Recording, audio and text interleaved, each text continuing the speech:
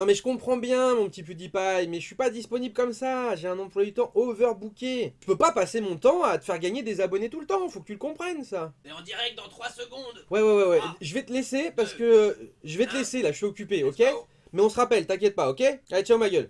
Et bonjour tout le monde, c'est Azahi, on se retrouve aujourd'hui pour une vidéo un petit peu spéciale. Tout simplement parce que vous avez vu quand même depuis ce matin un petit peu le mouvement, un petit peu la guérilla. Là on parle de quelque chose de quand même de lourd, bien au-dessus du combat de Pokémon de Caris et Booba. Là on parle quand même de l'embrouille entre GoofHD et Le Costard. On n'est pas sur la même catégorie les mecs. Alors moi j'ai vu un petit peu tout ce qui se tramait, machin, je me suis dit merde, il se passe quoi, les mecs ils veulent quoi, patati patata, lève la queue et puis s'en va. Du coup j'ai fait un peu des recherches sur chacun d'entre eux, voir un petit peu leur passé sombre, qu'est-ce qui se passait, pourquoi ils s'embrouillaient aussi. Du coup j'ai commencé à faire des recherches sur Le Costard, voir un petit peu s'il y avait des trucs qui nous cachaient. Première photo que j'ai trouvée de lui c'est celle-là.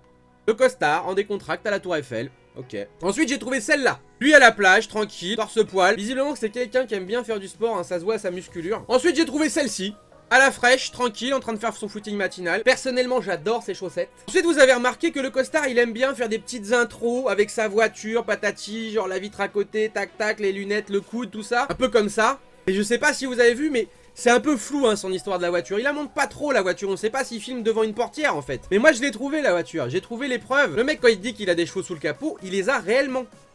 C'est pas du joli hein. Donc ensuite on va passer sur GoofHD. GoofHD qui lui non plus n'a pas un passé très clean. Il y a qu'à voir les photos que je vais vous montrer. Là c'est lui avec son meilleur pote. Et vous avez vu un petit peu la photo? Y a rien qui vous choque sur cette photo? Est-ce que vous avez vu la couleur du costume de son pote? Ensuite j'ai trouvé ça. Visiblement une photo de lui qui est en train de faire la trottinette électrique tranquille avec son fils. Pas de casque, rien du tout, aucune sécurité, aucun exemple pour la jeunesse. C'est pas du propre mon petit Goof ça. Ensuite j'ai trouvé cette photo là. Visiblement c'est lui à la chorale avec ses potes. Et aucun respect pour ses potes. C'est le seul mec qui ne chante pas dans la chorale. Et pour terminer, la dernière photo que j'ai trouvée c'est celle-ci. Visiblement c'est lui en train de faire des cabrioles sur sa 205 tuning avec son pote. Et encore une fois, aucun respect du code de la route ni de la sécurité routière. Encore une preuve comme quoi voilà GoofHD il est dangereux. Donc franchement je sais pas ce que vous en pensez, mais franchement ils ont un passé vraiment pas propre. Donc une fois que j'ai eu fait mes petites recherches tel un Hercule Poirot en herbe, je me suis dit bon, pourquoi ils s'embrouillent les types? Visiblement les mecs ils s'embrouillent pour une histoire de sushi, une histoire d'eau. Alors je me suis dit quoi? On va refaire une reconstitution, on va voir pourquoi ils s'embrouillent réellement, peut-être qu'il y a quelque chose derrière, on ne sait pas. Alors premièrement les sushis là. Bon moi j'avais pas de sushi,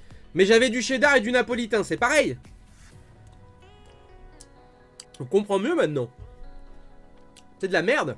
Je vous montre de plus près ce petit sushi napolitain, très joli. Belle tranche de cheddar sur la longueur qui déborde bien. Napolitain bien moelleux, la qualitade. Bon puis comme j'aime pas gâcher, hop hein. Donc après je me suis dit quoi? Ils se sont embrouillés pour de l'eau. Ok, de la flotte. Du coup on va faire une reconstitution aussi. Bon moi j'avais pas grand chose en liquide transparent à la maison, donc je vais faire avec. Donc premièrement j'ai ça. Alors on va goûter déjà.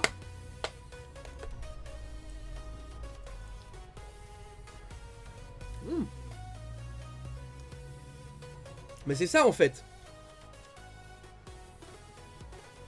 C'est de la flotte quoi. Et deuxièmement du coup j'ai ça.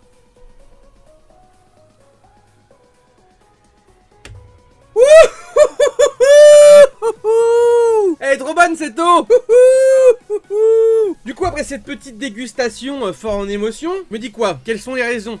Les mecs s'embrouillent pour de la merde. La dernière fois que je me suis embrouillé de cette façon là, j'étais en primaire et c'était pour savoir qui c'est qui allait mettre le chat dans le congèle. Mais clairement pas pour des sushis et de l'eau. T'envoies des punchlines dignes d'un duel entre Minimati et Francis Lalanne, ça vole pas très haut. Moi ça aurait été mon cas, j'aurais fait quelque chose de propre. Un petit truc propre du style, au clair de la lune, mon ami Pierrot. Ça défourage, je ne vais pas faire de détails, je vais t'égorger, je vais t'étriper et transpercer tes entrailles à coups d'high kick, à coups de front kick, à coups de patate comme en boxe taille. Enfin voilà, un truc propre, sans fioriture, un message de paix, tout simplement quoi, voilà. Un message rempli d'amour et puis voilà quoi. C'est Asa que tu veux clash, qu'est-ce qui se passe? T'es chic taille, t'as 10 secondes pour t'excuser ou préparer tes funérailles. Donc écoutez-moi bien Tic Tac, ça sert à rien de s'embrouiller derrière vos wikos. Vous voulez vous taper? On va faire ça proprement. Octogone, KFC, Paris, le week-end prochain. Si vous êtes des bonhommes, vous y serez. Moi j'y serai.